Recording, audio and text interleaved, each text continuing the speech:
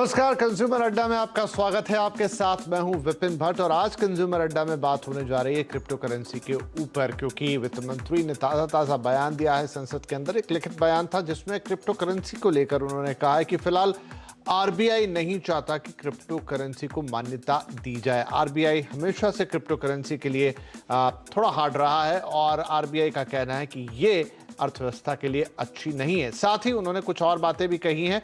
उन्हीं बिंदुओं पर आज हम बात करेंगे कि क्या सरकार अभी क्रिप्टो करेंसी को लेकर थोड़ी असमंजस में है। यहां कहने का मतलब यह है कि क्या हम इसे कोई एसेट मान रहे हैं, इसे करेंसी मान रहे हैं। इनफैक्ट शायद वो तो नहीं मान रहे हैं, लेकिन एक बहुत बड़ा वर्ग है जो शायद थोड़ा कंफ्यूज हो जाए कि भाई करना क्या है, क्योंकि टैक्स उस पर ऑलरेडी लग चुका है। 1% टीडीएस और साथ में 3% टैक्स। तो बहुत सारे लोग मान रहे हैं कि हाँ, अब ये एक तरीके का अप्रूवल है। लेकिन दूसरी तरफ वित्त मंत्री ने उसके रेगुलेशन को लेकर भी कुछ बातें कही हैं। एक बिल भी है जो पेंडिंग है, जो लोकसभा में आना है क्रिप्टो करेंसी के रेगुलेशन को लेकर। तो ये बहुत सारी बातें हैं। एक बार फिर से क्रिप्टो करेंसी को लेकर देश में काफी कुछ बातें हो रही हैं। तो आज अपने मेहमानों से उन्हीं पे करेंगे चर्चा। लेकिन देखते हैं कि वित्त मंत्री ने क्या कहा है जिसको लेकर अब क्रिप्टो करेंसी फिर सुर्खियों में है, जिस पर आज हम चर्चा करेंगे। तो देखिए, उन्होंने कहा है कि रेगुलेशन या पाबंदी पर अभी कोई फैसला नहीं लिया जा रहा है, लेकिन इसके लिए जो तर्क है वो ये है कि फैसले से पहले अंतर्राष्ट्रीय सहयोग जरूरी है, क्योंकि क्रिप्टो करेंसी की कोई बाउंड्री नहीं है। ये बाउंड्री लेस है। तो वित्त मंत्री का कहना है कि जब तक सभी देश मिलकर इस पर कुछ काम नहीं करते, इसको रेगुलराइज करना बहुत मुश्किल है। साझा टैक्स व्यवस्था और मापदंड भी जरूरी है। अब ये पॉइंट ऐसा है कि अगर आप कोई साझा टैक्स व्यवस्था या मानदंड बनाते हैं, इसका मतलब है कि आप इसे हरी झंडी दे रहे हैं, तो थोड़ा कंफ्यूजन हो जाता है। आरबीआई से पाबंदी लगाने, कानून बनाने का सुझाव है। जैसा हमने कहा कि आरबीआई कभी भी इसके पक्ष में नहीं रहा। इनफैक्ट वो अपने डिजिटल करेंसी लाने की बात कर रहा है, लेकिन इसके पक्ष में कभी नहीं रहा। आरबीआई के मुताबिक क्रिप्टो करेंसी कोई करेंसी नहीं है और साथ में आरबीआई ये भी कहता है कि क्रिप्टो करेंसी से इकोनॉमी को खतरा संभव है। तो ये वो कुछ बड़े पॉइंट्स हैं वित्त मंत्री के बयान से, जिन्हें लेकर एक बार फिर से क्रिप्टो करेंसी चर्चा में है। थोड़ा सा असमंजस बन पड़ा है, उस पर आज सफाई लेने की कोशिश होगी। हमारे साथ कार्यक्रम में जुड़ रहे हैं सैतमा के फाउंडर मनप्रीत सिंह कोहली साहब, फिन लॉ कंसल्टेंसी के एडिशनल डायरेक्टर पीएम मिश्रा और फाइनेंशियल एक्सपर्ट किशोर सुब्रमण्यम। आप सभी का बहुत बहुत स्वागत है। तो मनप्रीत, हम आपसे ही शुरुआत करते हैं। देखिए, ऐसा तो नहीं है कि भारत में क्रिप्टो करेंसी पर रोक लग गई है। एक तरफ तो हमने देखा कि उसके लिए टैक्सेशन की व्यवस्था कर दी गई है। जब भी किसी चीज पे टैक्सेशन आता है, मतलब है कि सरकार उसे एक एसेट तो मान रही है। लेकिन दूसरी तरफ फिर इस तरह की चीजें जहां पर आरबीआई वक्त वक्त पे क्रिप्टो करेंसी का एक तरह से विरोध करता रहता है। रेगुलेशन बिल जो कि अभी भी पेंडिंग है, बहुत लंबे समय से इंतजार है। क्या माने, क्या थोड़ा सा कंफ्यूजन यहां पर पैदा हो जाता है कि भाई आगे चल के इसका क्या होगा? सर, कंफ्यूजन तो पहले तो thank you for bringing me here. बाकी कंफ्यूजन तो बहुत कर रहे हैं। क्रिप्टो में कभी 1% टीडीएस आ रहा है, कभी 30% टैक्स आ रहा है। अभी एक और डिस्कशन वीएटी पे ही आ रहा है। क्रिप्टो को जितना सिंपल रखेंगे उतना इकोनॉमी बढ़ेगा। अभी मैं आपको अपना एग्जांपल देता हूँ। हम डिसेंट्रलाइज्ड सेटअप रोल आ रहे हैं, उसमें डेबिट कार्ड आ रहा है। अभी जितना आप इजी रखोगे 10% 12%, लोग उतना यूज करेंगे, उतना टैक्स भरेंगे। यूज केस ज्यादा है, तो economy wise I don't think so it's a good move. ठीक है, आप कह रहे हैं कि बहुत अच्छा मूव नहीं है। मिश्रा साहब, कैसे समझे? मतलब वक्त वक्त पे सरकार की तरफ से इस पे अलग अलग चीजें आती हैं। जो लेटेस्ट चीज है वो वित्त मंत्री का ये बयान है, जिसमें उन्होंने आरबीआई के हवाले से कुछ बातें कही हैं। एक इंटरनेशनल कंपैटिबिलिटी की बात कही कि सारे देशों को साथ आना होगा। तो हम कैसे समझे, सरकार किस तरीके से इस पूरे सिस्टम को देख रही है?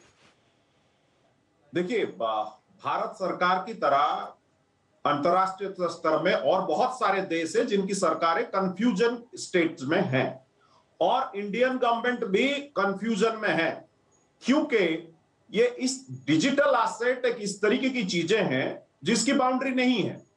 आप इंडिया में बैन कर देंगे, लोग दुबई आ जाएंगे, लोग लंदन चले जाएंगे। लंदन कभी ऐसा था, यूके इतनी फ्लेक्सिबल नहीं थी, अभी वहां पर रेगुलेशन और फ्लेक्सिबिलिटी आ रही है। तो कंफ्यूजन भारत नहीं, अलग देशों में भी है, और सारे सेंट्रल बैंक क्रिप्टो करेंसी के खिलाफ है।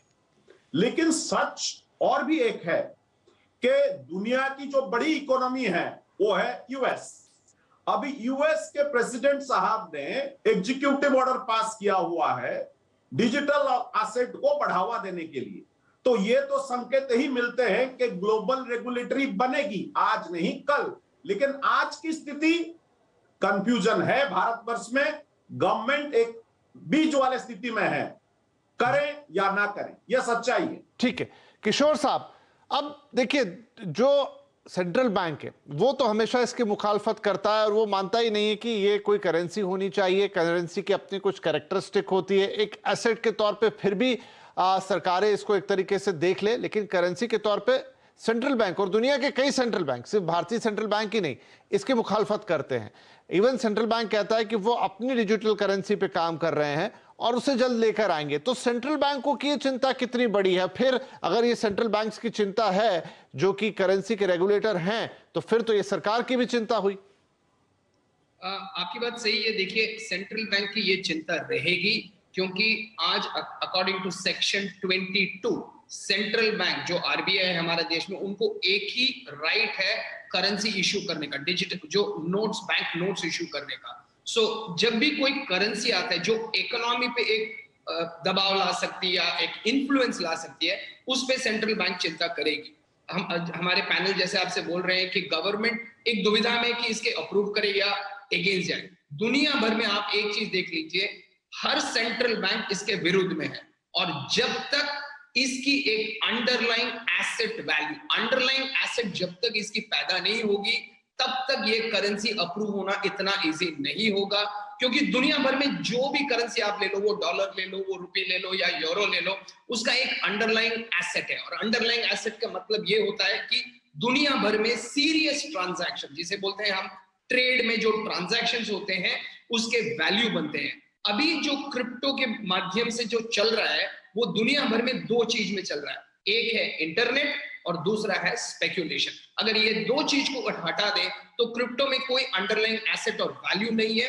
तो ये दुविधा आज सिर्फ आरबीआई या भारत सरकार का नहीं है, पूरा देश का है। और मेरा ये मानना है कि आरबीआई जो कह रही है कि इसे अभी बैन कीजिए, क्योंकि आज क्या हो रहा है कि पब्लिक उसमें इन्वेस्ट नहीं कर रहे, निवेश नहीं कर रहे हैं, बल्कि पब्लिक इसमें गैम्बल कर रहे हैं, इसमें स्पेक्यूलेशन कर रहे हैं और 90% पब्लिक पैसा खो रहे हैं। तो मेरा स्टैंड ये है कि आरबीआई इसे जो बैन की पूछ रही है अभी तो फिलहाल सही है, मगर ग्लोबल कंसेंसस आने में शायद कुछ महीने नहीं कुछ साल लग जाएंगे, उसके बाद उसके ऊपर क्लैरिटी आएगी। ठीक है, मनप्रीत शायद आपकी बात से इत्तेफाक नहीं रख रहे, सिर हिला रहे थे। तो मनप्रीत, ये तो एक बात तो है, करेंसी की जो एक ब्रॉड डेफिनेशन है उसमें एक रहता है कि अंडरलाइंग एसेट होनी चाहिए, चलिए वो भी एक बात हम समझ ले, लेकिन एक बहुत बड़ा फैक्टर है निवेशकों का। देखिए किसी भी देश की सरकार को ये चिंता जरूर होगी कि जो उसके छोटे छोटे निवेशक हैं, छोटे निवेशक, चलिए बड़े का फिर भी है कि वो एक बार झटका सह सकता है, लेकिन जो आम व्यक्ति जिसको लगता है अरे चलिए अच्छा पैसा बन रहा है, बढ़िया पैसा बन रहा है, इसमें तो सब कुछ है, लेकिन जिस तरह का फ्लक्चुएशन इस करेंसी में कह लें या क्रिप्टो इन इट सेल्फ में आता है, वो वाकई बहुत तगड़ा है। मतलब उसमें किसी भी व्यक्ति को बहुत बड़े नुकसान हो सकते हैं। लास्ट टाइम अभी आपको याद होगा हमारा मीटिंग हुआ था, इट वाज 19,000 BTC, आज 22 पे है। इट्स जस्ट मैटर ऑफ महीना, 1.5 महीना हुआ है। नहीं पर इसमें मनप्रीत भाई, हमारी जो पिछली बार बात हुई हो तो उससे पिछली बार में 1 लाख पे भी होगा पर गिर के 25 आ जाता है, तो उसके बीच में जो लोगों को झटके लगते हैं वो उबर थोड़ी पाते हैं उनसे। सर लेकिन 2 साल पहले 9,000 था। तो इतना, देखिए मैं मनप्रीत जी बिल्कुल एक आम निवेशक की तरफ से बात कर रहा हूं कि इतना ज्यादा कोई उसको टाइम नहीं कर सकता ना, उसके बीच में जो लोगों की पूंजी साफ हो जाएगी उसका क्या, कोई इतना टाइम नहीं कर सकता। देखिए हो सकता है कि 10 लोग टाइम कर ले, लेकिन 90 लोग हैं जो कि नहीं कर पाएंगे, वो एक बार घुसेंगे, लॉस होगा, हाथ जलाएंगे, फिर उनको समझ में ही नहीं आएगा। और उन सबकी चिंता करना सरकार की चिंता है। नहीं 100% उसमें मैं आपको बिल्कुल नहीं बोलूंगा, आप गलत बोल रहे हो इसमें। लेकिन ये चीज है कि क्रिप्टो करेंसी कितनी है। क्रिप्टो करेंसी अभी हमारे पास 1 लाख हो गए, उसमें से जेन्युइन कितनी है गिन के मेरे ख्याल से 1000 से ऊपर नहीं है। हमारा जो कॉइन है हम डेबिट कार्ड कर रहे हैं, डिसेंट्रलाइज ला रहे हैं। अभी अफ्रीका में ऐसी कंट्रीज है जहाँ पे डेबिट कार्ड नहीं मिलता, अभी वो कई इंडिया आते हैं, उनके लिए मेडिकल बिल्स सब कुछ कैश उठाना पड़ता है। So with the help of the government उनके साथ हम डील कर रहे हैं जो ऑफिशियली दे कैन कैरी। सो उसके पीछे यूज केस कितना है, यूटिलिटी कितना है, उस पे हम जा रहे हैं ज्यादा। हाँ तो यहाँ पर ठीक है, गॉट योर पॉइंट।